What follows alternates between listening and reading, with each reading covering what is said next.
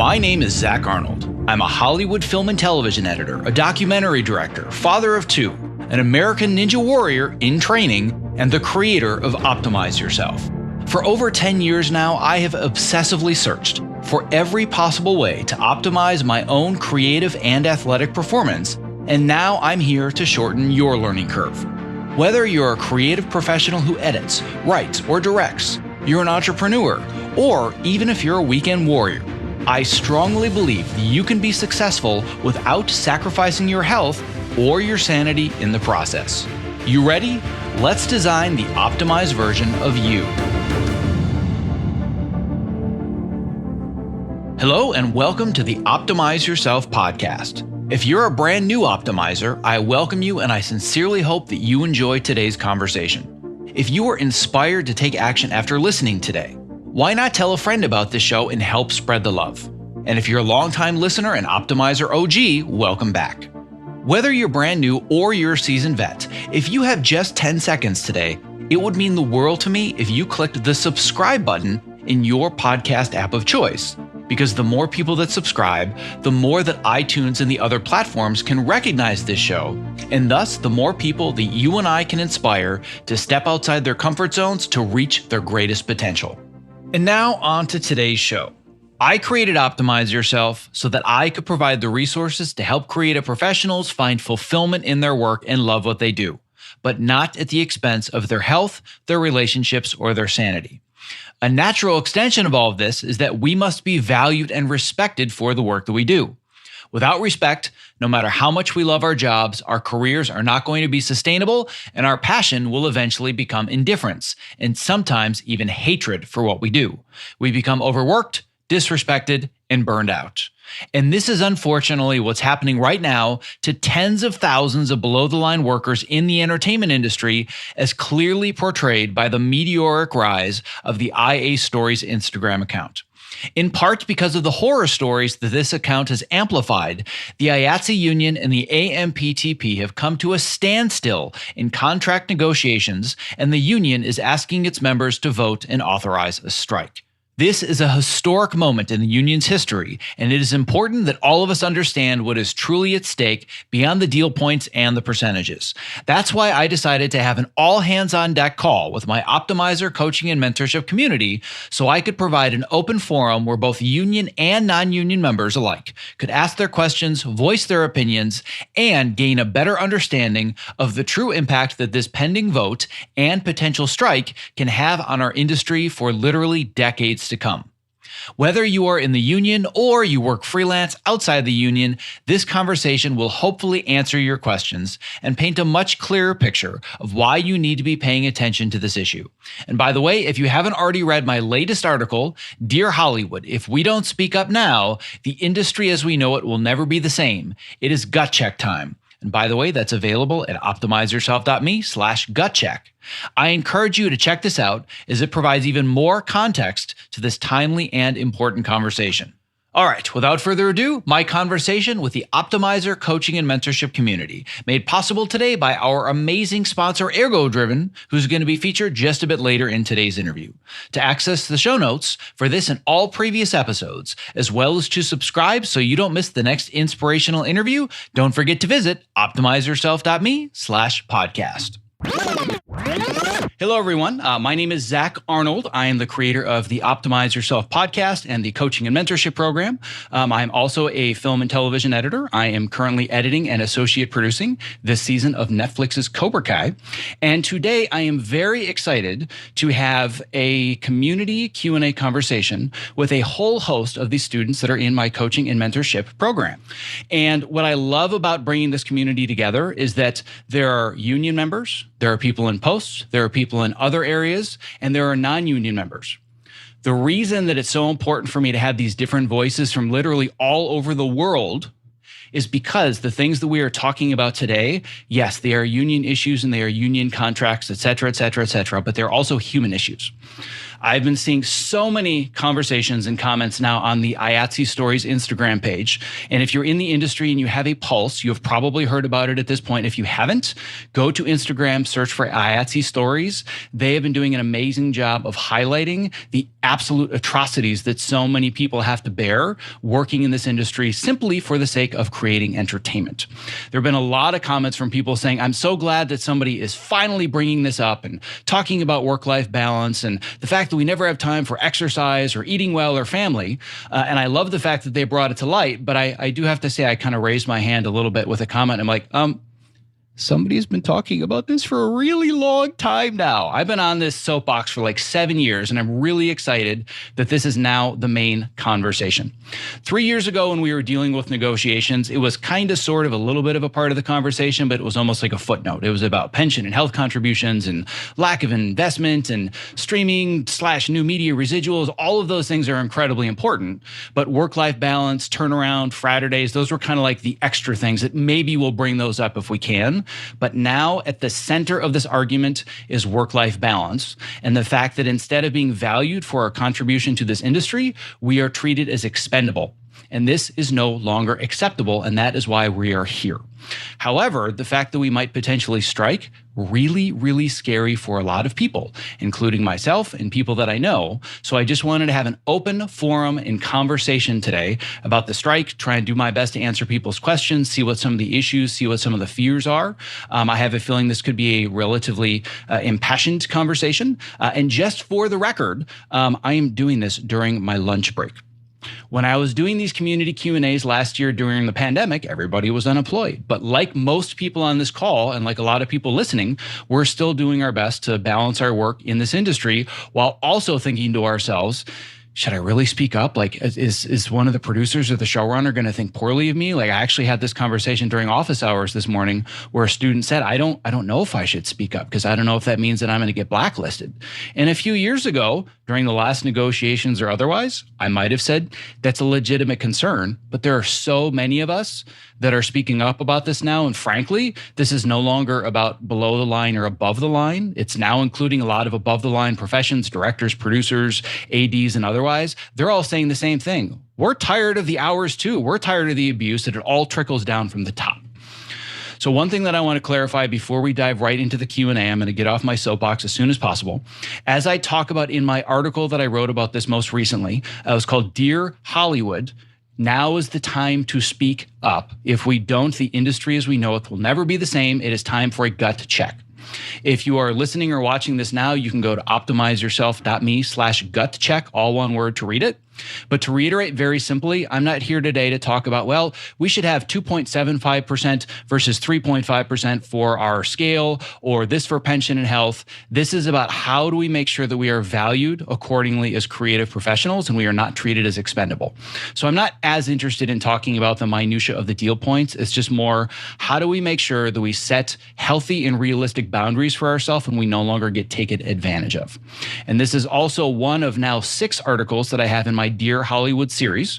And if anybody wants to read any of those others, you can read them at optimizeyourself.me/Dear Hollywood, one of which people may recognize that went, I don't want to say the word viral technically, but it hit a lot of inboxes and a lot of people's social media pages last summer during the pandemic. That was all about how we don't want to go back to normal because normal wasn't working to begin with. And I think this is kind of that whole conversation coming to a head. So on that note, I'm going to stop blathering because this is a community Q&A, not a Zach Arnold stands on his soapbox and rants for an hour, although sometimes that is what it feels like. But I'm going to bring it to the gallery now. And I'm curious who would love to start the discussion with either a comment or a question. Oh, man. Michael Slikowski's hand was just like shot out of a cannon. Michael, get us started. Absolutely. Zach, so as we talked before, I'm not in the union. I work in the South in some right to work states, and a lot of the stuff I do doesn't have any impact or anything like that. So I think it would be just great to start the conversation off. What does it have to do with somebody like me who's not in this particular fight? I mean, I don't have a real voice in it, I suppose. All right, so we're going to talk a little bit more about whether or not you have a voice in this fight. I'm going to bring it back to the gallery here for a moment. Show of hands, how many of you are not in the union and technically not a part of this conversation at all? All right. So I was expecting it to be about 50-50. It's about 60-40, 70-30 in favor of union versus non-union.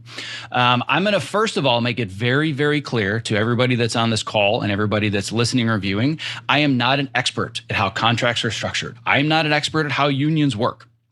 I am just a part of the system that they have created. So if anybody thinks, oh, he's coming at this as an expert with all the informed viewpoints, I'm making it very clear that I am not. I come at it more from the layperson point of view, boots on the ground, here's how I see it. So I want to put that out there to say that some of the answers, I might not have all the information required to give you an informed decision. But here's my personal belief.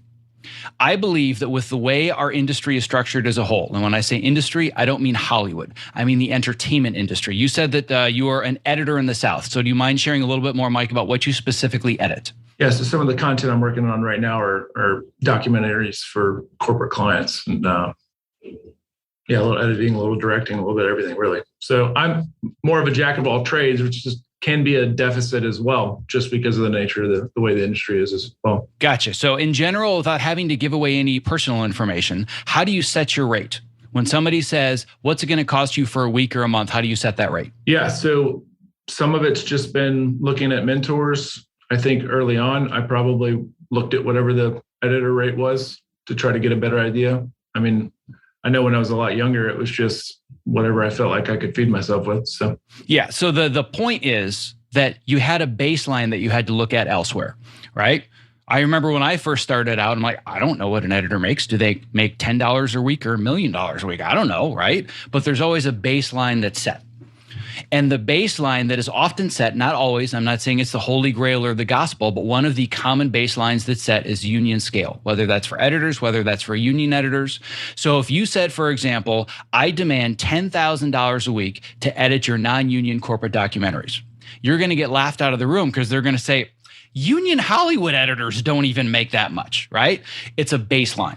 So right now, through collective bargaining power, there is a baseline rate for what editors, assistant editors, music editors, grips, gaffers, designers, everybody that's part of IATSE, there's a baseline rate. And I know that for some tiered contracts, there's a bunch of loopholes. Again, not an expert on any of this and not going to pretend to be. But in general, there is a baseline rate for a lot of professions.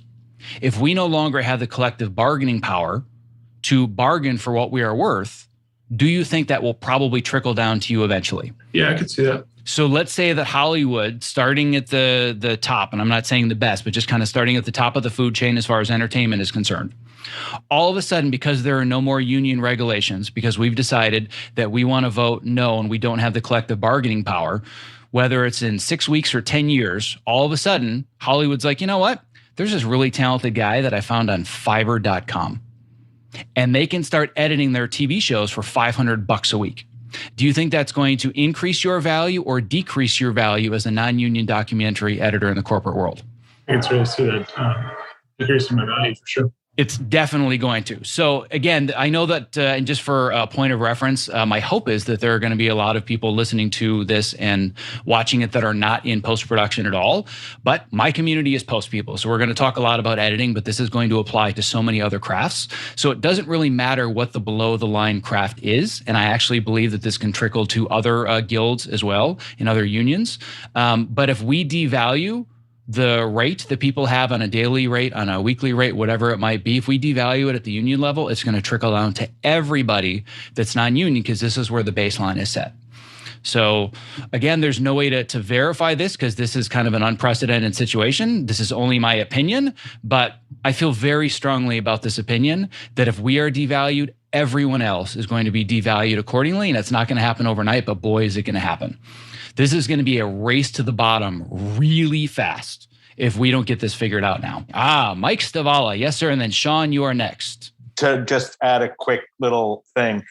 What's very different about this time around is we're not just talking about, increased raise or this or that or no Fridays, that sort of thing. I think we're really talking about a sea change about how production and post-production is done because I'll say the word devolved to a point where, 14-hour days are standard procedure, 6-7 day weeks are standard procedure, and that just needs to stop. And so that's what it's more about. This is not just a typical contract negotiation, where this is like literally a sea change for the industry that we're fighting for here. I could not agree more. And this is something that I wrote about last year in one of my Dear Hollywood series, where I had actually brought up the idea of a 9-hour workday and a 45-hour work week, which, by the way, as a side note, I was eviscerated for, not by producers or studios or corporate conglomerates, by the people within our own union that are clutching their golden time and their overtime. But that's another conversation. What I believe what you're saying about this being a sea change. And I just want to bring up the absurdity of this for a second. We are fighting for a 12-hour workday. We're going to consider a 12-hour workday a win. Can we just talk about for a second how ridiculous this is? That says it all right there. Right? Just think about the amount of psychological conditioning it requires over not weeks or years, but decades for us to believe that we should be allowed to work 12 hours a day. This should be a conversation for 10 hours is absurd. But we're saying, oh, please, sir, can we only work 12 hours a day? Like, the absurdity of this just makes me so angry that we've gotten here, and we're going to consider that a win. And guess what? For now, that may be the win that we're going to have to build off of going forwards. But that's the point of conditioning that we have gotten to believe that we win if we get a 12-hour day. Like, it's beyond absurd. So I'm very grateful that you pointed that out. Bringing it back to the gallery, who else would like to chime in? And by the way, one thing I want to point out to everybody that's here today, and also point out to those that are listening or viewing, you're allowed to disagree with me. This is not, hey, let's create an echo chamber of people that agree with everything I'm saying. If I'm saying something you disagree with, bring it up. Let's talk about it, because if you disagree with it, other people disagree with it. So this is an open discourse on both sides of the argument. I had said that Sean could ask a question. Yeah, it was actually about non-union, because I work also in the Southeast, non-union on the production side, so I can at least add context for that in general. And I do think, especially in production work, our rates are very heavily dependent on what California and New York's union-based rules go. And it also goes for just like overtime rules, because the producers here like to try to get around those a lot on non-union work. And you have to kind of be like, hey, this is not how we do it in California or in New York. And it helps a lot to have standardized rules that we can kind of lean on and be like, this is not either not legal or not ethical to do this. So we really need those standards. I would agree with that wholeheartedly. And just for a little bit of context, I know that most of the people on this call already know this, and you guys know most of my story, and some of you have heard it ad nauseum, incessantly, over and over and over. But for anybody that is not familiar, very briefly to give you context, I know it's very simple to think, oh, well, it's easy to talk about all this stuff. You work on a big Netflix show and you're in the union and you work with people that value you. Like, to be very, very clear, if this were my vote to vote selfishly, I would emphatically vote no. I love the people that I work with. I'm treated with respect all the way from the top studio executive all the way down to directors, producers, showrunners, and otherwise. But I spent years of my career, almost a decade, in the non-union feature world. And the conversation always started with, if this were a union show, what would the base rate be? All right, it's non-union. Now, obviously, I have to advocate for myself and decide what I'm worth. And everything was, way lower than the union rates. But the conversation always starts there. So it just kind of reiterates and brings us back to the same point, that this is not just about people that are currently under some basic agreement with this one loophole and this other loophole, and it doesn't affect everybody else. Like Mike said, this is a sea change about the way that we decide to advocate for ourselves and our boundaries and our values. Oh, Mike Hickey! Did you want to chime in? Yes, I'd love to chime in. So Zach knows me well, and I kind of wanted to give a perspective from my side to kind of help you guys out as union editors. As Zach knows, and he's gone through my resume about 7 or 8 times. Is that all? Are you sure? It might have been more. Worked for NBC. First 10 years of my career was a union called IBW. Next 6 years of my career, I worked for CBS for IATSE. We had a similar thing happen. That are, I would call them stewards. And then the main people on my side on the East Coast asked us for the strike vote. Everyone was very worried. All videographers, editors, people, certain technical directors. And it was a hard vote. It's a hard term I'm going to use, but it made sense to me. It was, look, they're not going anywhere. They keep taking everything away from you. You need more days off. You need more of this. You deserve it. And the way technology is moving, you're just up on stuff. So it was, hey, we need you to vote yes because we just need a bullet because they're not moving on the negotiation table. It's a tough analogy, but I just wanted to give you that, Zach, and let you know I'm supporting you from the East Coast. And I hope that helps an analogy-wise. Does that make sense? Yeah. Oh, not only does it make sense, I've actually used the exact same analogy, and you're right. It's not the best one, and it's certainly, given things going on in our culture and our country right now, maybe not the best one to use. But I do agree that if instead of using the word bullet, let's use the word ammunition. Right now, we're getting ready for a Mexican standoff, but the other side is saying, "You don't have any ammunition. Sure, we'll fight you," right?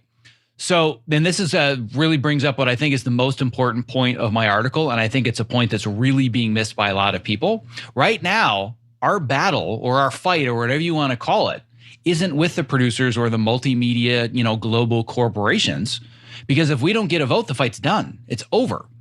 So right now, if we're going to speak up and we're going to start a really important conversation, it's all of the people that are within the union that are thinking of voting no because they want to protect our current way of life.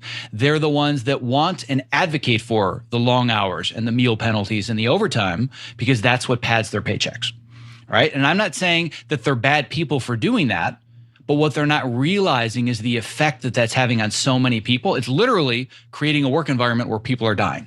Like, we're literally dropping like flies and dying. And for those of you, even myself included, I thought that all of these horror stories were just, we had heard them and I believed in them, but they were kind of anomalies. Just spend 5 minutes scanning through IATSE stories on Instagram. It's just like, oh my God, I had no idea that it was this bad. I knew it was bad because my inbox for 7 years has looked like the stories that they're sharing. I haven't got nearly as frequently, but I've certainly had many conversations like this with very high level people. I'm not going to name this person's name, but I remember it was like 5 or 6 years ago. This is back when I just started fitness and posts. So I wasn't even really doing the coaching and mentorship thing yet. And I had dinner with somebody that worked on, let's just say, one of the top 10 movies ever created box office wise. We're talking a big project. And they told me that they got to the point where when they would drive home at night, they would think about, how can I run my car off the road? Not because I want to die, but like, maybe if I could break both of my legs, that would give me a reason to not have to go into work tomorrow. And that was a shock to my system. I could not believe that somebody at that level was being treated that way and they were thinking that way about their job. Because you would see this person on the outside, and again, don't want to name any names or projects because it would be very simple to figure out who this person is. But you would look at them and put them on a pedestal and say, you've made it. Like, how amazing, we all aspire to be you. And all this person thought about at the end of every workday was, how do I break both of my legs so I don't have to go back? And now we're seeing that that's kind of the rule and no longer the exception, which is terrifying. So on that note, I want to bring it back to the group again, to our community. And Barry, your hand is up. What would you like to share or ask? Well, I wanted to add that there's a lot of people that think that, like, if you vote yes on this, that we're going on strike right away. It's not that. It's just a vote to authorize IATSE to use it as that tool in their toolbox as leverage to help us get what we are asking for. Thank you. That was bringing my point back full circle, and I totally went off on a tangent telling a story, but thank you. That's exactly where I was hoping to go. You're like an extension of my brain at this point. I both thank you and feel sorry for you. But the point being that, yes, for a lot of people that are misinformed, I actually saw a post today in one of the Facebook groups for editors that said, well, now that we're on strike, I'm like, oh, crap. We got a lot of work to do, because people think we're already on strike. Not only are we not on strike, we haven't even authorized a strike vote. But if anything is ever going to change, the vote has to be yes. If the vote is no, the fight is over. Then the producers not only say, you know what, here's your old contract. They're going to say, all that stuff you got 3 years ago, it's all gone. And they're already doing that. That is their main negotiating tactic. They're not just trying to find a middle ground. They're taking things away. And again, without going into all the minutiae and deal points, the one that people are really talking about more than anything is the removal of lunches. It's like, yeah, no, well, we're just going to do these rolling lunches. You know, if you guys don't want to play ball, then yeah, we'll just take them away. And what that's doing is it's creating fear in people. And it's actually a really, really smart negotiating tactic. So I'm not saying I agree with them, but it's really smart, because what happens is it makes people think, well, if we're fighting for more and they're going to take away what we already have, I give up. Like, I don't want to lose our lunches. So let's just vote no so things can go back to normal.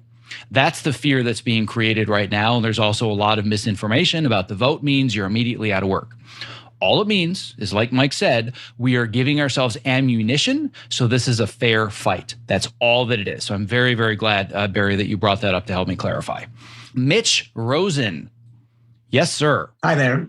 I'll play my usual pessimist role a little bit, and I'll give you an opportunity to discuss. And a lot of people probably don't understand the makeup of IATSE. It's not just one organization. It's actually 13 different locals that are bargaining collectively for this deal. And if past history tells us anything, we don't do a very good job in the negotiating room. I think it's probably one of the tactics of the producers is to break down a handful of locals that either aren't in solidarity with everybody else or are looking for different things. Usually that's what has happened in negotiations in the past, that we wind up not getting what we're looking for because our house of cards inevitably comes crashing down. So how can we avoid those mistakes from happening this time around? Yes, that is a really, really good point, and it gives a little bit more context for anybody that's not as familiar with how this is organized. Again, my disclaimer for the 12th time, not an expert on unions and not an expert on negotiations or the structure of all of this. I'm just a guy that's got Google like everybody else here. But yes, IATSE is kind of an umbrella union that has a whole bunch of other guilds under it. We as the Editors Guild, because just to give a little bit of context, you two, like many of the people on this call, are in post. You're an editor and assistant editor on the feature side. So we have the Editors Guild, the Motion Picture Editors Guild Local 700. This isn't about our needs as editors. There are other guilds, like you said. We have the costume designers, and we have the directors of photography, gaffers, grips. I don't know all the specific locals and their technical names, but it's essentially all the major below the line workers that are in the union. And in the past, what's happened, specifically 3 years ago, what happened is that we as the Editors Guild were all saying the same things that everybody's saying now. And all the other crafts and guilds and everybody else said, oh, those editors with their air conditioning and they're not on set, they don't get it, right? And what ended up happening is we were divided because of that. And I think a lot of that was a very calculated strategy by the producers to plant specific conversations to pit us against each other. The best analogy that I can give that I read about had nothing to do with the strike or the negotiations, but it was an analogy that I read just about the political divisiveness that we have in our country right now. If you take a jar and you fill it with 50% red ants and 50% black ants, nothing happens. You take the jar and you shake it, and they will murder each other to death. Everybody's worried about the black side or the red side. We need to be worried about who is shaking the jar, right? That's the thing to focus on. And I think the difference in this negotiation versus the others is we are all on the same page. Right? There was so much divisiveness. Like, I'm not going to go into all the politics of it, but for example, the president of IATSE, Matt Loeb, am I saying his name correctly? So Matt Loeb, he was in a fight with Kathy Rapola, who is the leader of the Editors Guild. There was so much infighting and divisiveness. And I mean, the way that she was treated was very disrespectful. And I have so much respect for her for the fact that she can come back and fight with them as adversaries. But that's the difference this time. I'm not seeing any of that. And again, I'm not in the negotiating room. I don't actually know what's happening on the front lines, but having been on the call with Kathy where she shared what was going on and following the other guilds, I don't feel any divisiveness this time. And I could be wrong. I don't know what the vote's going to look like, but I'm not feeling or reading any divisiveness. It really feels like we're a unified front across all the guilds, or at least the major guilds that are getting the press. So I don't know if you're feeling the same way or if other people are, but that is what I think, like Mike Stavala said earlier, is the sea change that we are experiencing. Whereas before it was about, oh, the editors, they don't need the kind of turnaround that we do. Like, there was so much of that was happening that, again, somebody was shaking the jar to make that happen, but it's not working this time. And I really feel like the unified front is all about we as human beings deserve to be respected for what we bring to the table, and we are being treated as expendable. I really feel like that's become the conversation, which it finally needs to become. So I don't know if that gives you just the slightest bit of hope, but for the first time, I'm actually hopeful, because 3 years ago, I could tell you blatantly, I'm like, I'm going to vote yes, but it's useless. It's a total waste of my time to vote yes, because I know that we're going to get the contract and we're going to suck it up and we're going to eat it. I'm actually very, very cautiously optimistic this is going to go through this time. There's just something different in the air. But the only way it happens is if we all make sure, number one, that we get out there and vote our voice. And if somebody on this call wants to vote no, vote no. I'm not going to tell you what you have to vote. I think everybody should exercise that right in either direction. But I think people at least need to get out there and share their voice. But I really feel the sea change happening where I feel like it's a much more unified front where cinematographers and grips and editors and everybody's coming together.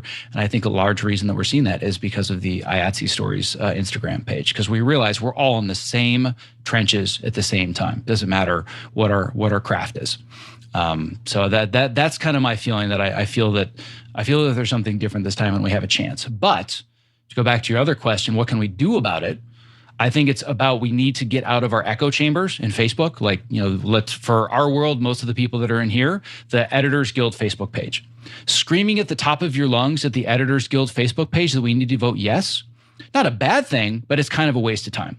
You're preaching to the choir. It's getting to the other guilds, other people that you work with, and letting them know what's going on and spreading this message far beyond the guilds that already believe that we need to do this. So do I know how to reach every single person or every single guild? Absolutely not. But that's kind of sort of why I'm writing the articles and why we're doing this call, is I don't want this to be, this is what the Editors Guild think. Here's what we as human beings and creative professionals working in the entertainment industry believe to be true. And anybody that's listening or watching, they share it with other people. And you realize that if you have believed this too for years and you felt kind of ashamed or afraid to bring it up, because for years, I would kind of sit in my dark room and be like, why are they treating us this way? And why can't I go out and take a walk for half an hour? Like, that used to terrify me to bring any of that up. Clearly, I'm not scared to bring these things up anymore in the public discourse, but a lot of people still are. Seeing a call like this and sharing it with people not inside the echo chamber, that's where I think the difference is made. Do we have anybody here, and I already know the answer to this, but do we have anybody here that's not in post that can share a perspective from the front lines on set? Jonathan, yes, sir. Good to see you again, by the way. It's been a while. I just wanted to clarify for people that might not understand, when we say producers, we're talking about the majors. We're talking about Paramount and Sony and Universal. We're not talking about your post producer, who's probably behind us, but can't probably say a whole lot. And then also I wanted to say that there is a petition for those of you who aren't in the Guild. There's a petition going around on actionnetwork.org/petitions/tell AMTP to make a deal with behind the scenes workers. So there's already 45,000 people who signed this petition. Wow, that's amazing. And that's great, because that is beyond just the people that work in the union and are active paying voting members.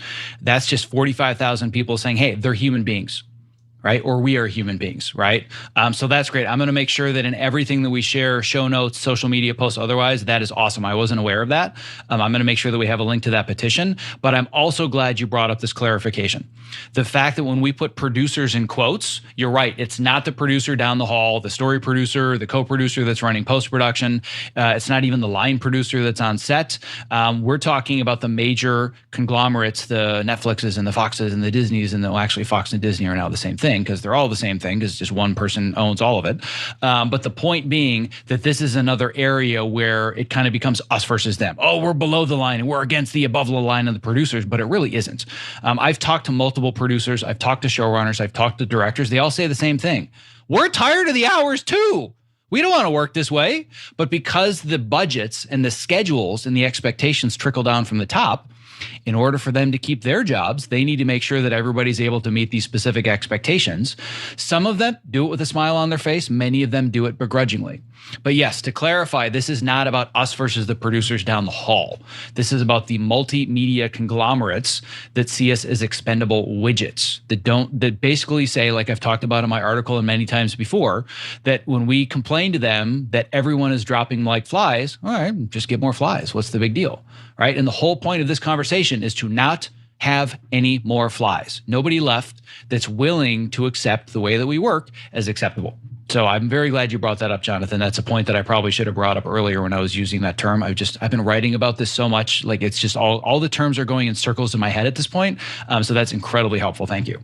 what I would also like to know is, do we have anybody here that isn't even in the United States that's thinking like, why should I care? Like, I'm not, oh, there's a hand that went up. I know we've got a couple more, but Nick Montgomery, share with us your viewpoint on all of this, looking over the border, so to speak. Yeah, hi all. I'm union, but I'm Canadian. So more kind of eavesdropping here, but also because I'm wondering if this is a similar situation that we're going to find ourselves in the near future. So I'm really eager to see how this all unfolds, for you guys just south of us.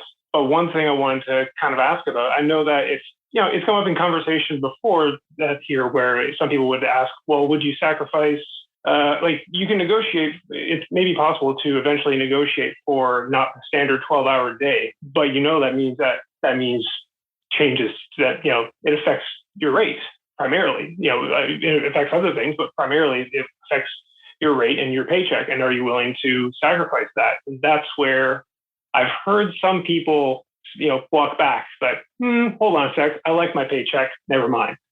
So I'm actually kind of curious how people feel about that, knowing that, there's a little bit of reality in that if you try to negotiate for a non-12-hour standard day, just know that means there's an effect to that, and that, primarily will mean less pay. And are you willing to be okay with that? Because that is kind of like a give and take. That's a natural give and take that's going to come from the negotiation for that. So I'm kind of curious how people feel about that result that would come from that.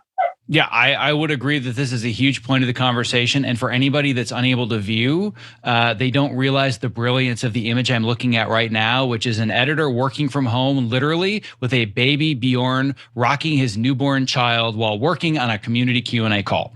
If this isn't just the perfect encapsulation of why we're having this conversation, I don't know what is. But yes, let's bring up the very, very controversial subject of the paycheck. Because this is really, at least right now, not big picture. If we're talking about the war, the battle that we're looking at is internally. At the end of the day, if we get a no vote, the majority of the no votes are going to be the people in, I believe, one of two camps. And again, I'm not on the front lines in all the various guilds. I don't hear all the conversations. But in general, from the messages that I've received, the conversations that I've had, we have two general groups of people that I believe are going to vote no. One, other people that are terrified that they're not going to get a paycheck because they're living paycheck to paycheck, because that's the way the industry is structured and they have no other choice, and the cost of living is ridiculously high and they're getting paid, I'm just going to say it, complete wages. Those people have a really legitimate fear, and I feel so much compassion for them, and I'm not sure what the answer even is. All I know is that things are only going to get monumentally worse if we don't do something now. But then there's the other camp of people that have come to accept and embrace the fact that in order for them to have the lifestyles that they've created and all the extra money, they need it to keep coming in. There's a term that's called lifestyle creep. This is something that so many people experience, and it's kind of the American way. That you get all the things that you want, you have some debt, then all of a sudden you maybe get a better job or a promotion, so you buy more stuff, then you buy more stuff, then you have more debt, and then you find yourself with the golden handcuffs. I'm making really good money, but if I make even $200 a week less, I can't afford the lifestyle that I've created. But frankly, and I'm not going to make rash judgments about everybody, but in some people's cases, they made irresponsible choices about their lifestyle. So I feel so much tremendous compassion for the people that have been put in the position where they have to side with us and collectively bargain and be a part of this conversation, knowing they don't even know how they're going to pay their rent in 2 weeks because they've been treated like such garbage. However, I have a lot less compassion for people that are saying, I love my 80-hour weeks. Are you kidding? Like, such a fat paycheck. I'm not giving that up for these losers that chose this industry, that didn't know what they were getting into. They should just stop whining and quit, and they should just work a 9-to-5 job. And if anybody thinks I'm being facetious, go to my article. You're going to see all of those comments directed at me personally about the things that I've written. I have been viciously attacked about my viewpoints on work-life balance. So I know that these are not quotes that I've made up. They are screenshot person for person, all anonymous because I don't want to call people out. But I've been hearing this for years. those are ultimately the people that are going to help us decide whether or not this goes through or whether it doesn't go through. But I don't think that, at least for the people in that camp, the camp of the ones that just want to keep their overtime and their golden time and they don't care what happens to everybody else as long as their money keeps coming in, we're not going to convince them to vote otherwise. It's the undecideds, and it's the people that don't feel like they're being supported that are in a position where they're terrified to not have a check. So one of the things that I want to put forwards, and I have no idea how something like this works. I don't know if something like this already exists. I wouldn't know how to create it. And frankly, it's not something that I would take on myself. But if it doesn't already exist, if there is some form of either a strike vote or an actual strike, I think IATSE needs to put together some form of a fund where we can contribute money to it and we can help pay the salaries of the people that literally live paycheck to paycheck, not by choice. I have no interest in helping somebody finance their jet ski during the strike. But if there's somebody that literally cannot pay their rent, I think that we should all come together and we should find some way to help them. I don't have the logistics or infrastructure to even begin to know how something like that works. But what I will say unequivocally, and I'm going to put this on the recording in front of everybody here, if there is something like that, I personally am going to put $1,000 into that fund. If that can help one person cover 1 week's paycheck so we can have those 5 days to negotiate and get what we need to make their lives better for years to come, I am all in. I don't know how to make it happen, but that's where I stand on that personally. So Barry, your hand went up. I saw something. It was either in the Editors Guild Facebook group or in an email from the Editors Guild that they were considering working on some things to help people. I'm not sure if it's a money thing or if it's like, other things that they did maybe during COVID or whatever. But I've heard through the grapevine that I think there's going to be some sort of help for people. Well, I am all in to contribute to that. And here's why I think it's so important that this needs to happen now. Not that the funds are actually available, but I think we need to make it as clear and make it as clear as possible, as quickly as possible, that something like this is in the works. Because I know that if I were working close to minimum wage, and I don't know how I'm going to pay the rent, and I don't have somebody in my family or friends or otherwise that can help me through it, I'm going to vote no. Even if I believe in everything, I'm going to vote no because I'm just too scared to vote otherwise. But if I know that support is coming, and I know that there are people that have done much better than I have in this industry that are there to support me, that might sway my vote to a yes because I know that people have my back. I honestly think that's where a lot of the effort needs to go, is letting people know that are honestly in a position where they want to vote yes with their heart, but they can't. They need to know they have our support. That's where I think the difference happens, because we're not going to convince the people that just want the 90 hours a week and they enjoy that lifestyle because it pads their pension and health and their paychecks. They're never going to vote yes. And again, that's a personal choice. I'm going to try and make as little judgment about it as possible, but I at least want them to think about the effect it has on everybody. But at the end of the day, I just don't think that it makes a whole lot of sense to try and convince them. It's the undecideds that are terrified to vote yes because they can't afford it. I think that's where the support needs to go, at least for now. Like I said, it's a battle versus a war. Ultimately, this is about us being devalued by the people that hire us. But that conversation goes away if we don't get the yes vote. So that's my own personal opinion about where I think our attention needs to be directed. And Barry, your hand went up again. Yes, I actually found the email that has the info. But is that the guild sending out something about IATSE at large or just for Editors Guild members? Well, it's just an important message about the strike authorization vote from MPEG Business. Got it. Well, this is one of the messages that I think we need to get out in a conversation that we need to start if it hasn't already started. Maybe something like this already exists and I'm unaware of it because I'm not on any boards, I'm not in any of the rooms.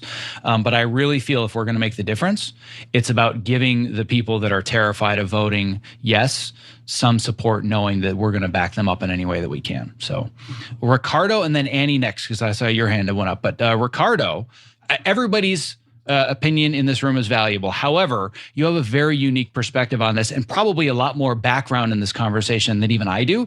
So give us just a little bit of background in who you are, what you do, where you are, and how you are involved with this conversation. Sure. My name's, I'm Ricardo Vetraglupo. I'm from the UK, so I was very interested to listen into this very US-centric strike-related action, primarily because I'm the post secretary for the post branch in the UK. In the UK union called BEC2. And obviously a lot of your shows are coming over to the UK and shooting and doing post over here as well. So there's definitely some cross-pollination. And I did a webinar with Zach last August during the pandemic where we talked about a lot of these issues with work-life balance and how to be healthy in post and so on and so on. So I had just a couple of things to say and ask, specifically relating to helping people that you were talking on there. Then just as amusing, I wondered if you guys had spoken at all or reached out to John August and Craig Mazin, who have been very vocal from a writing side about helping assistants and helping PAs and people when they've been talking about writers striking and, the writer's perspective on all of this, because there's definitely some shared thoughts and feelings there. And those guys do a podcast called Script Notes, which I listen to religiously every week. And they are not scared to put their, point of view forward. And they really are doing some great work to help further the cause for the writing side of things and also helping writers come in. So maybe they've got some ideas as well. The cross-union pollination, I don't know how it works exactly, politically out there with different union guilds talking to each other and stuff, but I'm assuming that there's co-collaboration going on. In relation to the issue and the strike, then you guys definitely feel like you're more organized than we are over here and further ahead with this kind of stuff, getting to the point where you can strike, even though, or considering the option to strike as a bargaining tool. It's been used over here in other departments. I don't think Post is at that point yet over here, but I'm listening in and will feed back to my people and my union and my committee collaborators as well with what I've been hearing from you.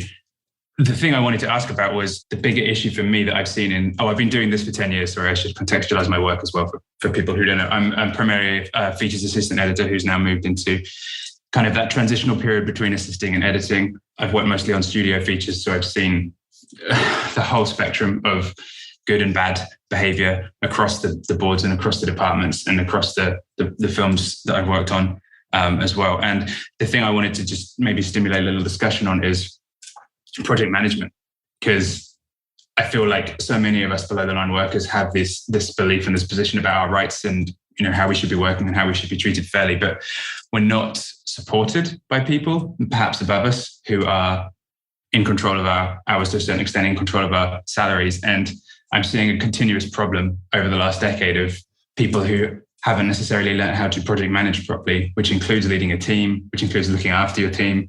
And I just wondered what people thought, yourself, Zach, the others, about that in relation to how do we, because part of the battle is trying to educate and trying to make people realize that until we're learning how to project manage properly, which is, I think, a big issue for the film industry, because it's very open with how it lets people in and work and come, and it's full of passionate people and it's an amazing opportunity. But it's also very loose, very lax. And that's what leads to a lot of the exploitation that we've probably all seen and experienced. And perhaps if there was some more structure and rigidity with project management training and standardization of this stuff, then it would lead to better outcomes with this kind of stuff. Just point for thought. My sincerest apologies for this brief interruption, but if you are a creative professional who spends long hours at your desk and you are searching for a simple and affordable solution to optimize both your energy and your focus, not only is the following promo not an interruption, but listening has the potential to change your life. Here is a brief excerpt from a recent interview that I did with Ergo-Driven co-founder and CEO Kit Perkins, the creator of the Topomat, who's here today to talk about his newest product, New Standard Whole Protein. I'm into health and fitness generally, but I want it to be simple and straightforward. About a year and a half ago, I started adding collagen into my protein shakes. And man, the benefits were like more dramatic than any supplement I've ever seen. So I thought, if I could just get this down to coming out of one jar and it's ingredients that I know I can trust, and you just put it in water and you don't have to think about it. When people think of protein powders, they think, well, I don't want to get big and bulky. And that's not what this is about. To me, this is about repair. So a big part of what we're talking about here is you are what you eat. Your body's constantly repairing and rebuilding, and the only stuff it can use to repair and rebuild is what you've been eating. Unfortunately, as the years have gone by, every day getting out of bed, it's like, 2 or 3 creaks and pops in the first couple steps. And that I thought you just sort of lived with now. But yeah, once starting the collagen daily or near daily, it's just gone. So for us, job 1A here was make sure it's high quality, and that's grass-fed, 100% pasture-raised cows. And then the second thing, if you're actually going to do it every day, it needs to be simple. It needs to taste good. Well, my goal is that for anybody that is a creative professional like myself that's stuck in front of a computer, number one, they're doing it standing on a Topomat. Number two, they've got a glass of New Standard Protein next to them so they can just fuel their body, fuel their brain. So you and I, my friend, one edit station at a time are going to change the world. And even better for your listeners, with code OPTIMIZE, on either a one-time purchase or that first subscribe and save order, 50% off. So if you do that subscribe and save, that's 20% off and 50% off with code OPTIMIZE. That's a fantastic deal. If you're looking for a simple and affordable way to stay energetic, focused, and alleviate the chronic aches and pains that come from living at your computer, I recommend New Standard Whole Protein because it's sourced from high quality ingredients that I trust and it tastes great. To place your first order, visit optimizeyourself.me/new standard and use the code OPTIMIZE for 50% off your first order. I could not agree with all of that more. As soon as you said project management, a bunch of bells and whistles, of course, went off in my head because anybody that's in this community knows what a productivity and project management nerd I am, none of which I'm going to get into now. First of all, Ricardo, I love your level of humility where you're like, yeah, I've worked on, features in TV. Ricardo has worked on some of the biggest, most successful feature films of all time. He's been in the trenches and then some on some really, really, really big stuff. And without going into details, I've talked to you and your fellow editor and other people in that circle about just the absolute hell that you've gone through to deliver. And I really believe this is something I've talked about on a whole lot of podcasts. So my students are going to be like, oh my God, here he goes again. But for those that may be new to this community or the things that we talk about, I believe the root cause of burnout is setting improper expectations. That can take 1,000 different viewpoints, but it all comes down to setting improper expectations that are not met that cause tremendous friction. And I too believe, and I've just been appalled, the higher that I've climbed myself in the industry, the complete lack of any formal knowledge in both project management and team leadership. The way that our industry is structured, where we have all independent freelancers that go from job to job, there is no incentive whatsoever to actually become better at what you do as a leader or a collaborator, because the only worth that you have, the only reason you're going to be hired back is, did you meet all of the unrealistic expectations on your previous show successfully? Great. Are you willing to do it again? That's the conversation. If we had a full-time corporate structure, like if we talk about the companies that, I hate using the word against, but if we talk about the companies that we're negotiating with, the Disneys, the Netflixes, all these other companies, they have corporate structures where people get leadership training and project management training, and they have HR departments. They have protection. They have a long-term viable future where you can start in the mailroom and prove yourself and learn things and grow and climb the corporate ladder. In our world, we're just these expendable widgets where, all right, well, were you able to survive the previous show? Great. You want to come survive ours? And if you can't, all right, well, there's 100 other people that are probably willing to go through that anyways. But I have yet to meet maybe one. I've had one or two producers that actually had some formal training in understanding the psychology of leadership, understanding project management. And it wasn't just a matter of, well, I started as a PA, and then the supervisor taught me how to be a supervisor, and then the supervisor taught me how to be an associate producer, and then the associate producer taught me how to be a producer. All right, that doesn't mean that you're getting better at anything. It just means you're acquiring knowledge from other people that don't really understand how leadership works. And this is a conversation I've had with other students and people on social media where they've reached out and said, I want to change this. Where can I learn about leadership? What are the books? What are the courses? So I think that slowly we're starting to recognize how detrimental this is. But the one thing I want people to consider, and again, this might not be the most popular viewpoint, but as I tell my students all the time, you need to crawl into the brain of the person that you're dealing with and understand the world from their perspective. The producer that you're working with in your department that's driving you crazy, that's telling you there is no more time, there is no more money, we have to hit these deadlines, they have a boss too. And their boss is saying, why can't your team get this done on time within the budget? There's a word called breakage.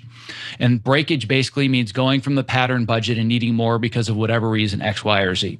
There cannot be any breakage. So the person above you that's pushing you is getting pushed by somebody else, is getting pushed by somebody else, is getting pushed by somebody else. So basically, shit rolls downhill. Guess who's at the bottom? Below the line people are the ones at the bottom, but it's not necessarily the person right above you that you think is making your life hell. It's only because somebody is making their life hell is making somebody their life hell, which is why in this negotiation, we're resetting the expectation from the top down. My guess is that a lot of the producers that, and when I say producers, I'm talking about the producers in the room or the ones across the hall, the ones that we work with every day. If you have one that's driving you crazy, I have a feeling they hate their job as much as you hate the way they do their job because somebody else is making them crazy.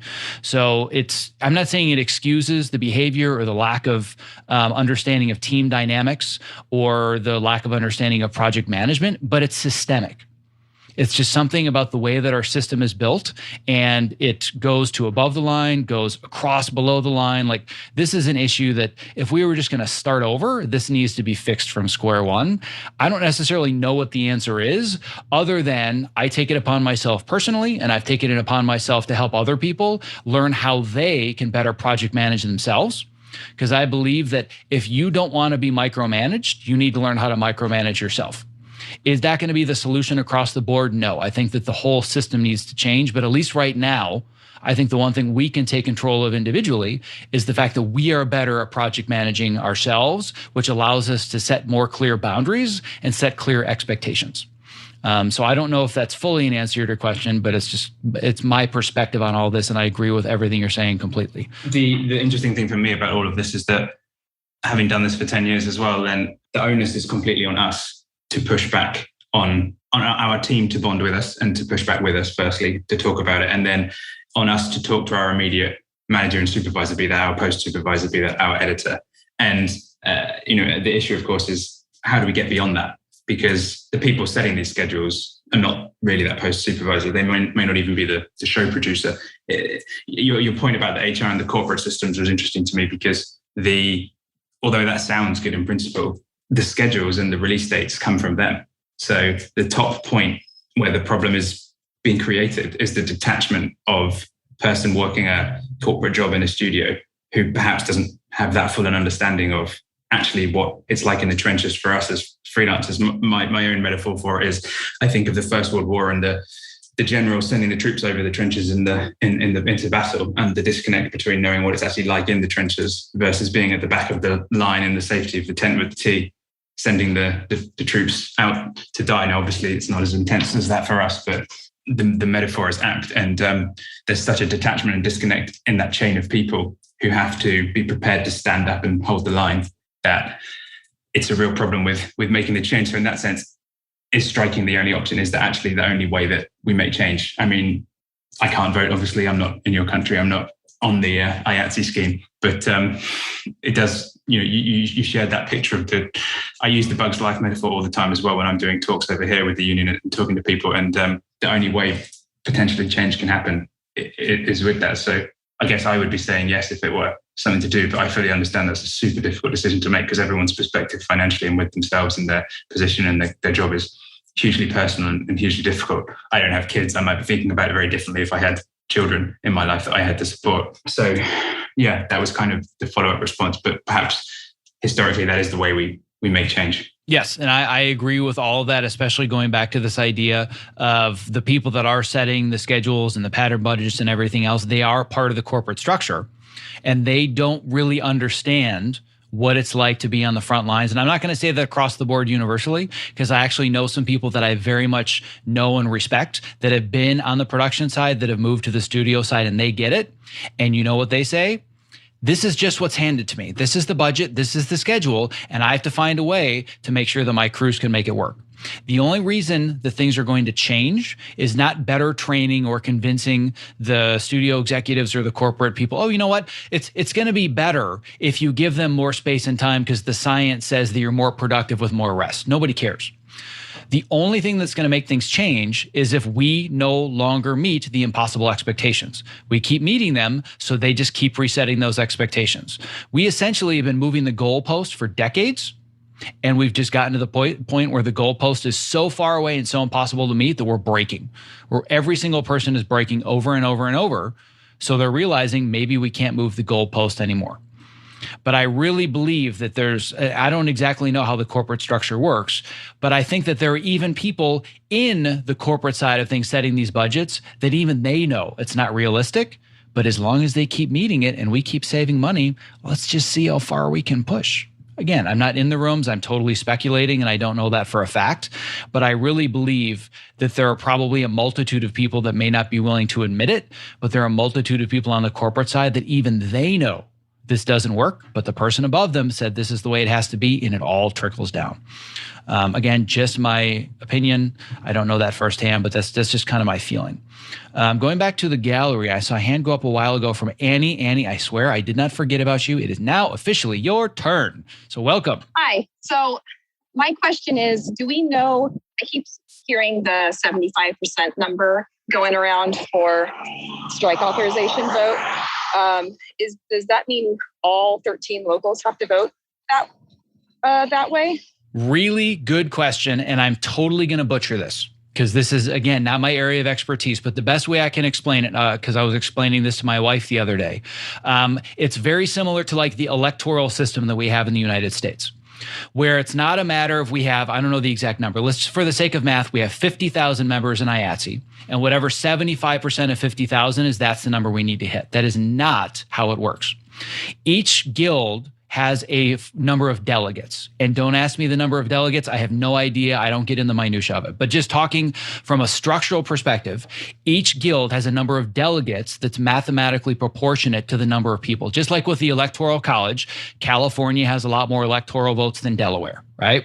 So the Editors Guild and the Cinematographers Guild, we have a lot more people, so therefore we have a lot more delegates. But ultimately, if the Editors Guild, let's say that 75.1% of the Editors Guild votes yes, that means that all of the delegates for the Editors Guild, and I don't know the number, maybe somebody else on the call can share it, but the number of delegates, 100% votes yes, right? So it's about how do we get 75% of the delegates, I think. Actually, I think the number is lower with delegates. I think with the votes in each guild, it's 75%. But again, I don't want anybody to quote this part because I'm going to butcher the actual numbers. But structurally, it's really important to understand that it's about delegates. The reason it's so important is, again, it is a total waste of time at this point to scream from the top of the rooftops in the Editors Guild Facebook page, we need to vote yes. Because we're already confident. We got the vote 3 years ago. We're going to get it now. This is about reaching out to the other guilds and the other people that we know in our social circles, a lot of whom are not even that informed about what's going on.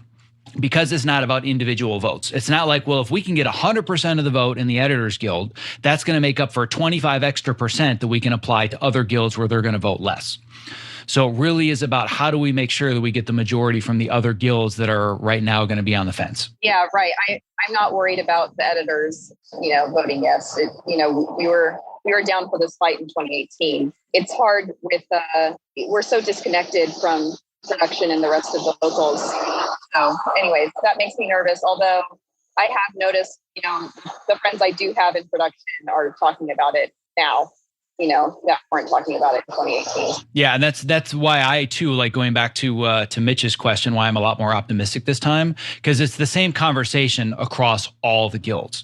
Again, there was so much infighting and so much attacking the editors 3 years ago. And by the way, can we just point out the irony of it's the quiet, introverted, meek little editors in their dark rooms that really were standing up for this fight 3 years ago? Like, really? I just find that ironic. I don't know. I just find that funny. And I just got a comment and some clarification from one of the members of the community that I was in fact wrong. And it's a simple majority as far as delegates are concerned. I know it's 75% for the votes within the guilds, but I guess it's a simple majority once we're talking about the number of delegates. So again, don't take my word as gospel. Do your research, look at IATSE, understand how all of it works, because I am not an expert on this side of things. But I do know for a fact that it's based on a delegate system and not a simple 75% of all the people in IATSE, which is why it's so important to reach out to other people in guilds where they're on the fence. So moving on, I do believe on that note, we have a point of view we can share from the other side of the line in that crazy world called production. Sam, would you like to come forwards and share your perspective as an assistant director and aspiring to director? Well, because I technically the production manager, the UPM, is the line, right? So they sort of straddle the line, and I think more and more first ADs are also right at the line because we're in charge of safety on set. we have to worry about this stuff. Like we have to worry about crews getting tired, but at the same time, it's our job to finish the day. So we're always put in a really tough position too. And we don't want crews to work into the ground at all. So, and, anything that the crew gets benefits us, benefits the directors. The directors get a shorter day. We get a shorter day, but it benefits everybody. And also having a crew that is happy. We all know anyone who works on a set who's worth anything knows how important a well-fed, well-rested crew is. Happy, participating crew, because these are smart people, and I've seen grips give opinions or notice things on set that a showrunner goes, "Oh my God, thank you," and we all need each other that way. So yeah, I mean, for me, it's huge because I feel like I'm responsible for. I've seen it obviously for many years. It's been awful. Just the hours and, all of the stuff. And I think what you said is really important. I think what you said about the lunches and how that's a scare tactic is really valuable, because I was thinking that it was stupid, because I was like, that's going to motivate everyone to want to strike. But you're right. It actually will scare people, certain people. And like I had said, I think grips, electrics, props, those people who work, they want overtime. So the problem is getting them to vote against the interest of them making money. That's where it gets tough. They want safe conditions and they want to get paid double time after 12, like they should, which is what they're also trying to take away.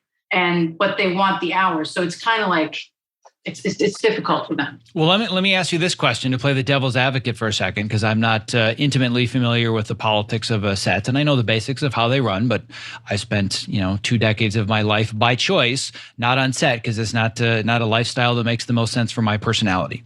But if I am a grip, or I'm an electric, or I'm a DP, anybody that's below the line, whether the lowest rung on the ladder or the toppest rung on the ladder, why are you as an assistant director or a director not looking out for me? Why are you making our days so long? Why are you crossboarding the days in such a way that these expectations are impossible to meet? You're part of the problem. We have mandates that come down and basically, we get given, just so everybody knows, especially on television, usually the ADs walk into an episode ready to prep, and the UPM has already prepped a schedule, and they sort of hand it to the AD and go, okay, now you can do your pass. So, it's kind of like the director's cut, they get to do a pass, and they will tell you, like, we're crossboarding. That's almost never an AD's decision. Or they'll tell you, we only have this actor on this day, so we have to shoot a 14-hour day. Now there's bad ADs for sure that don't care.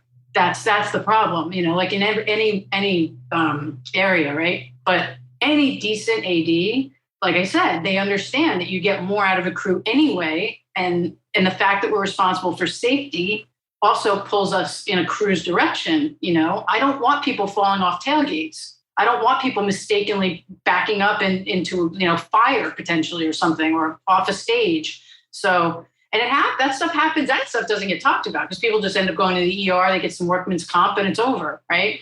But that happens all the time. The reason that I asked it that way is it kind of comes back to this conversation of misplacing our anger and our aggression, right? Thinking it's our immediate supervisor that's pushing us. Because I'm assuming as a first AD, you've had to push a crew to say, all right, guys, it's going to be another 14 or 16 hour day. And for me to not understand the big picture, it's like, oh my God, Sam is she's pushing it. Why is she doing this, right?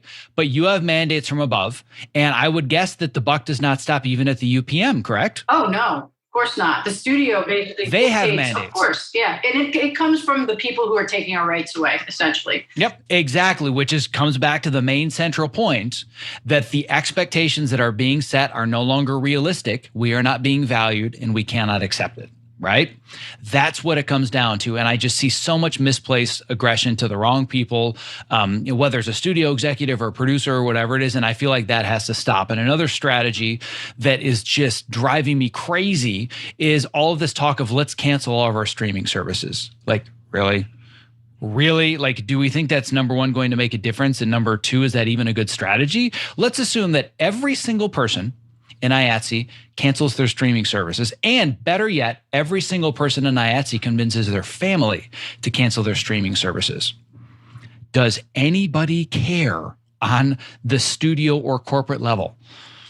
Nobody's going to care. They're going to laugh at that. But what also happens is those that created the content, meaning us, meaning the directors, the producers, the writers, the showrunners, that's less residual money in their pocket, whether it's a pension and health plan or it's an individual check. So that's basically us just cutting off our nose to spite our face. So for anybody that's listening, that's like, oh, screw Netflix, we're going to cancel it. No, like really, no, really, really bad strategy. The way to stop it is to have the filming and production come to a grinding halt in unity. So that's what I think. I mean, I've actually taken to, I've taken to, like, I run a safety meeting every morning, and, you know, I don't even call it that anymore. It's just a morning meeting, and I tell everybody what we're going to do for the day. And I usually, if it's a crappy scheduled day, I will say, by the way, this crappy scheduled day is brought to you by unavailable actor or unavailable set. You know what I mean? Like, I don't blame somebody, but I'll explain it so people don't just think that we randomly did this or have our own evil purposes. Yeah. And that context is super, super important, because when you, the difference is when it's us versus them versus we're all in this together, it changes the conversation. And my feeling is that everybody that's a creative, I don't care above the line, below the line, or otherwise union or non-union, as creatives, we are all in this fight together, because it all comes down to how we are being valued. And all we need to do is stop meeting the impossible expectations, and then they have to move the goalpost. That's really the only thing that changes. And it goes back to the thesis at the very beginning. We have a no vote, we're done. That's it. This isn't a matter of we're going to get 0.5% less than our scale or our next paycheck for the next 3 years until the next negotiation.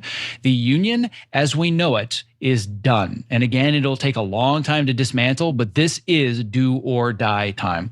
Because if they know we've been walking around for 50 years with an unloaded gun, the fight's over.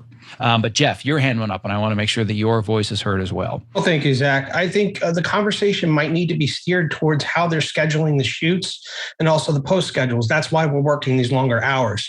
You know, like, I'm sure many of us here have been through this where, you know, you're excited to get on a project, and let's say they're hiring the editor 2 weeks into shooting, but they're not adjusting their schedule. And they're like, well, if you want the job, you got to make it work.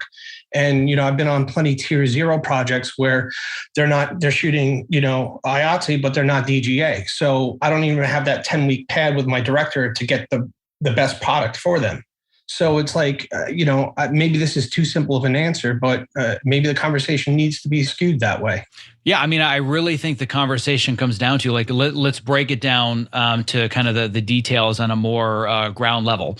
The argument that I hear over and over and over, and I don't look at all the spreadsheets, so I can't verify this, but the logic tracks that wouldn't it make more sense, instead of working everybody 14, 16, 18-hour days, isn't it actually cheaper to just add more normal days? Like, number one, you're going to get more productivity. People are going to be able to do better work, and you don't have to pay the overtime. So the majority of shows that I've worked on for the last 10 years all work by that philosophy. One of the core questions that I ask when I'm on a show, do you pay overtime? And they always respond the same way. No, unfortunately, we don't. I'm like, good. I want to be on shows that don't pay overtime, because that means that if we can't meet your expectations, you just extend the deadline. I would rather work 2 extra weeks at regular pay than I would trying to crunch everything in and work late nights and long weekends, right? But it all comes down to, we don't want to pay more money. We just don't want to do it. We want to crank out the sausage as fast as humanly possible. And if that means that we're going to pay the individuals more money to get it done in less time, even if they literally can't survive, there are other people that are going to fill their positions. But it comes down to a lack of willingness to say, you know what, let's just extend the schedules. Again, it comes back to setting improper expectations. If that one fundamental thing changed, if whomever the person is that's pulling all the strings, whether it's at one of the studios or all of them simultaneously, or there's some mastermind, like I said, that's holding the jar and shaking it, whoever that person or people are, if they all fundamentally said, you know what, let's make the schedules longer and let's incur the fees necessary to make that happen, we all live in a completely different world. That's really what it comes down to. I don't know how to make that change other than what we're doing now. I don't know if that is going to be the change, or if it's just going to be, you know what, you get X number of dollars for meal penalties now, fine, we'll double it. I still don't think things are going to change that much, right? And that's something I've been saying for years, is that even if we do get a lot of the things that we want in this union contract, which we should fight for, this ultimately becomes a human issue and an individual issue. How willing are you to set boundaries to protect yourself? It really is going to come down to that, because we can talk about union regulations and meal penalties and not allowed to have lunches or whatever. But all of those things, a lot of them, like let's use meal breaks, for example. Meal breaks are protected under union contracts, yet most people, at least I can speak firsthand from the editor side of things, they work through lunches routinely every single day. And the way that companies have been able to take advantage of that is they just buy the editors lunches, right? Pretty simple. So that's the way that they've gotten around it. So if somebody says we need union protection to make sure we have our lunches, it's already there, right? How do you fight for that? And that really comes down to individuals that are willing to set boundaries and make sure that these things don't continue to happen. But doing that one person at a time isn't working, which is why we need to collectively do it. Ricardo, jump right back in. It was just a quick comment and question out to you guys as well with what you're working in. In the 10 years that I've been doing this in relation to what Jeff was talking about with scheduling and what you were just talking there about a human issue, then I'm 36 now. I started in this industry at 24. In just the 10 or 11 years I've been doing this, I'm seeing a shift in the younger generation coming in and the mindsets that they are coming in with and the attitudes they're coming in with as well. And I do feel there's a change in the wind that is a slow generational change, but eventually those people will be post-producers, producers. They will be putting those schedules together. They will be making those post schedules. And if they don't want to work those hours, then perhaps things will slowly change over the next 10 to 20 years. And I do think it will take that long. But I'm seeing trainees and seconds in my cutting rooms and other people's cutting rooms standing up to people politely, respectfully. But I'm seeing it happen in a way that when I was a trainee, it didn't happen. It didn't get talked about. Is that the same for you guys on your side of the pond? Or, what are you seeing? I would definitely agree that I see that. And this is something that I've taken upon myself as a responsibility as somebody that now is not necessarily department head, but is, an unofficial leader in the teams and the groups that I'm in, that I have to, especially both with the editing side of my life and also the optimize yourself entrepreneur side of my life, I have to make sure that I'm protecting people so that they can be in it for the long haul. I have multiple members of my team that are on this call now. I'll call one of them out, Glenn. Like, Glenn is amazing at what he does. And how many times, Glenn, have I yelled at you because you messaged me on the weekend? I'm like, dude, brilliant, love all of it. Sleep and let's talk on Monday. Because I know that in the long haul, you're going to be worth more and more. You can provide more value to me and to the work we're doing if you take care of yourself. Same thing with Barry, my assistant editor on Cobra Kai. I'll send her a message every once in a while. She may not be here anymore because she may actually went back to work. I'm still here, but she went back to work. Oh, well, you are still there. You had your camera off. But I'll say to her, like, here are all the following things we need to do. Do not by any means do any of this past whatever time you're supposed to be done tonight. Let's do it tomorrow. And I think that a lot more people are starting to do that. And I think that over time, as we continue, there is going to be that sea change that happens, but it's going to take, another 5, 10, 15 years for this to start becoming the norm. But again, coming back to the topic of conversation, if we don't get a yes vote now, then we're going to continue to be the vocal minority. And I want to make sure that that doesn't happen anymore. But yes, I am definitely seeing it personally. I'm seeing it with the younger post producers that I'm working with, and I think partly that's just by choice. I'm very selective about the people that I work with, and I get a sense of, am I just going to be expendable and you're going to push me to my limits, or do we actually care about each other? And when I get the feeling based on the calendars or the schedules or otherwise, that I'm not really going to be valued as a human being, that's always a hard pass. I have turned down some really big shows. This is not me bragging or like sharing, but I've been up for some really big shows that I've lately not even taken an interview because I know the people involved and I know that the way that they work their crews, I'm not going to be a part of it.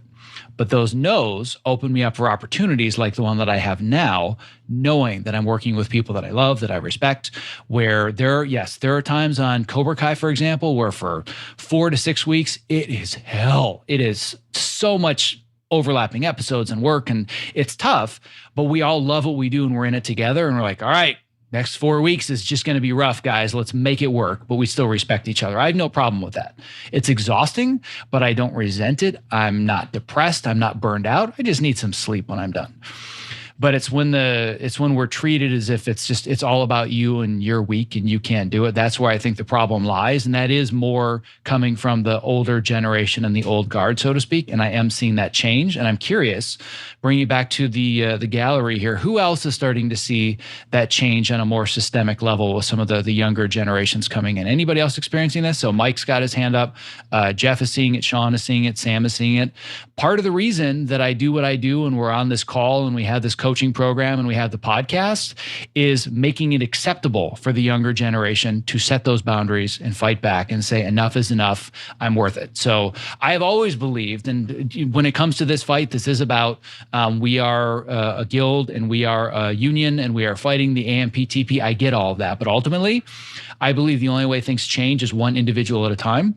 And we all decide this is no longer acceptable. And we have the tools to better manage our time and set better boundaries, knowing that we have more worth. Because when we start to really respect ourselves, it's going to be a lot easier to allow other people to disrespect us. So that's kind of my big picture strategy. I don't make any secret about it, but it's like a multi-decade strategy. I always talk about playing chess instead of checkers. This is a really long chess game. I've already been playing it for 7 years and I'm barely warmed up.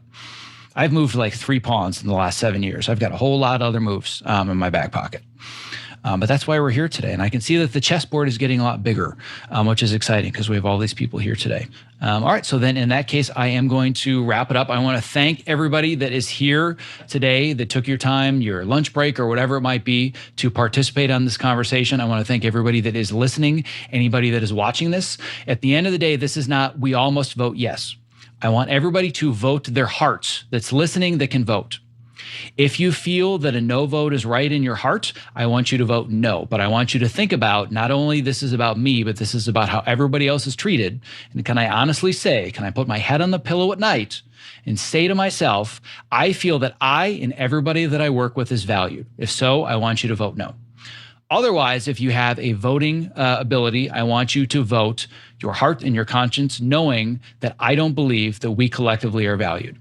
If you cannot vote, which frankly is a lot of people that are on this call today, it is about spreading the word to get this in front of the right people so they understand what this conversation is about.